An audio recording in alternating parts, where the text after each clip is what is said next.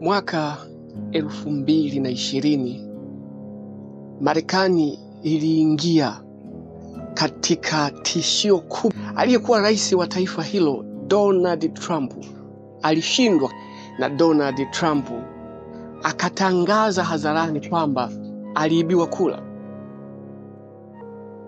Si kwa kujua kwamba nchi ya Marekani iliingia katika machafuko, kwa sababu alikuwa ni rais anayegombea kwa mara ya pili, ameshindwa na ametoa tuhuma kwamba aliibiwa kura.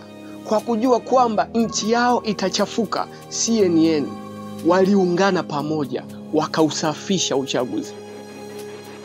Waliusafisha uchaguzi kuanzia mwaka 2020, 2021, 2022 mpaka 2023 walipofanya mdahalo na Donald Trump. Walisisitiza uchaguzi ulikuwa ni wa huru na wa haki. Walitumia nyenzo zao zote kuwaaminisha wa Marekani kwamba uchaguzi ulikuwa ni wa huru na wa haki. Kwa nini? Kama kingenuka, biashara yao ingekuwa hatarini. Kwa hivyo lazima ujue CNN hulinda masilahi ya nchi yao. Hali hii ni tofauti kwa upande wa mataifa mengine. Tanzania iliingia katika uchaguzi, tukafanya uchaguzi, yakatokea mambo magumu tarehe 29 Oktoba.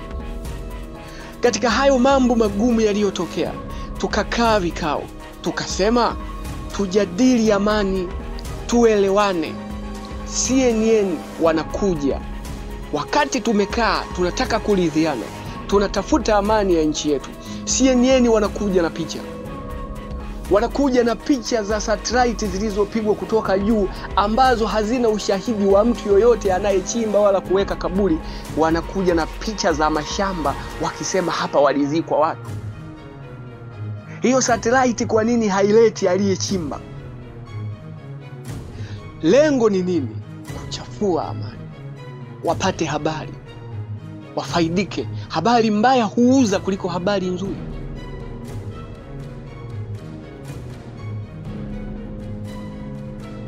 Na waonya CNN, acheni chokochoko. Mkiendelea, TBC itajibu mapigo. Usizani hatuyaoni yanayoendelea katika nchi yetu.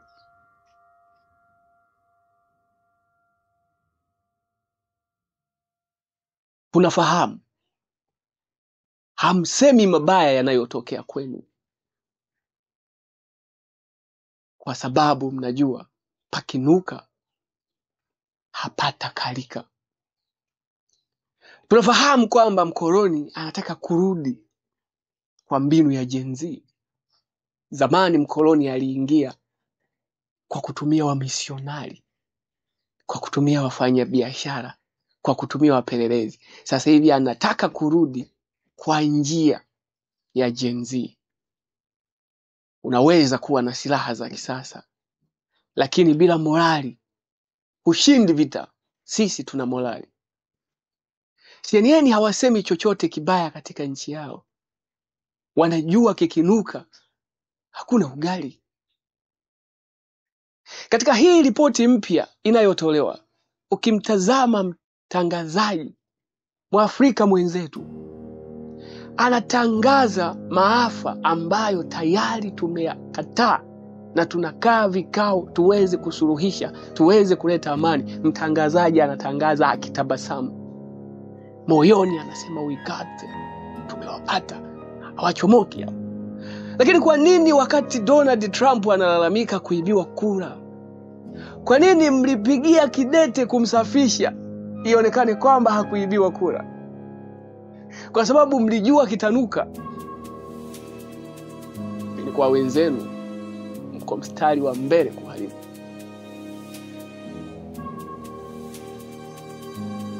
Watu wanapotoshwa, nao wanashangilia kana kwamba rais wetu alishika bunduki akaanza kuwamiminia waandamanaji. Sasa kuna mambo ya msingi sana ambayo CNN hawayataji. Mambo ya muhimu sana ambayo CNN hawataki kuyazungumza, kwa sababu wanajua wakiyazungumza amani itarejea. Wanajua wakiyazungumza tutakuwa sawa. Na tunajua choko hizi zinafanyika, tugombane, mje mbebe rasilimali. Tunajua, ndio sababu hamtaki kwenu panuke. Mangapi yanafanyika katika nchi yetu? Mangapi? Mbona hamsemi? Kwa nini hamsemi? Kwa sababu mnataka kuchafua mataifa ya wenzenu, wagombane ili mchote rasilimali. Tunaijua hiyo. Ndugu wamegombana, wamekaa katika meza ya maridhiano.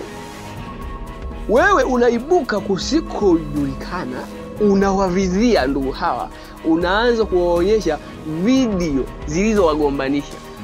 Huyu alimuua huyu, huyu alimuua hivi. Unasaidia nini? Halafu unapiga picha shamba, unasema satellite imeonyesha kwamba ushahidi usio wazi kwamba hapa palizikwa makaburi ya halaiki. Acheni chokochoko. Acheni chokochoko. Sasa kuna mambo ya msingi ambayo CNN hawayasemi. Na ni kwa sababu wanajua wakiyasema mgogoro umekwisha. Mgogoro ukiisha hakuna faida yoyote watakayopata. CNN hawasemi chochote kuhusu maridhiano. Wanajua fika maridhiano yataleta amani, badala yake wanaonyesha vurugu. Tena zimekuja vurugu kipindi cha maridhiano. Na video zenyewe zinarudiwa ni yale yale, kuwapa watu hasira, kuunganisha watu. Lakini hawasemi chochote CNN kwamba kuna baadhi ya waandamanaji walilipwa. CNN hawasemi chochote kuwa baadhi ya watu waliopiga kura walikamatwa na kukatwa vidole vyao na walioitwa waandamanaji. Sasa wewe unaandamana kudai demokrasia, lakini yule ambaye aliyetumia haki yake ya kidemokrasia kwenda kupiga kura unamkata kidole. Demokrasia gani unayodai? Unadai demokrasia kwa kuzuia demokrasia ya mtu mwingine. Unadai haki kwa kuzuia haki ya mtu mwingine. Mbona CNN hawasemi? Kwa nini hawawahoji waliokatwa vidole? CNN hawasemi kuwa magari ya polisi yalitumika kupeleka wagonjwa hospitali siku ya tarehe 29.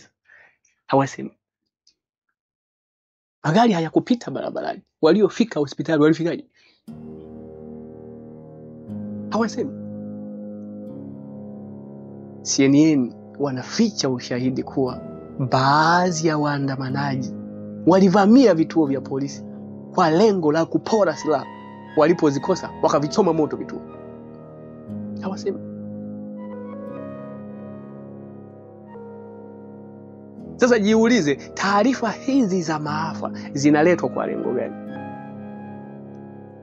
Yaani unapoleta taarifa za maafa wakati ambao tunasema sisi tunaliziana, sisi tunasahau, sisi tunaelewana, wewe unaleta taarifa za maafa, unakuwa na lengo gani? Lengo ni kuchonganisha.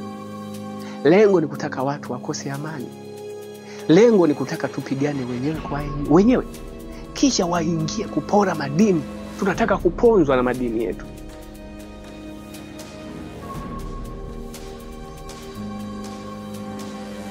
Jirani yetu mmoja naye yumo anaogopeshwa mno na ujenzi wa bandari ya Bagamoyo. Sasa jaribuni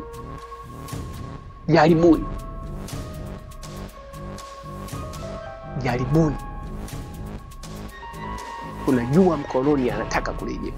Sasa jaribuni. Hamtaweza. Na mkijaribu mtajua kwamba kila Mtanzania ni mwanajeshi. Pengine hili halijulikani. Mkijaribu kurejesha ukoloni katika nchi yetu huu, mtatambua wazi kwamba kila Mtanzania ni mwanajeshi.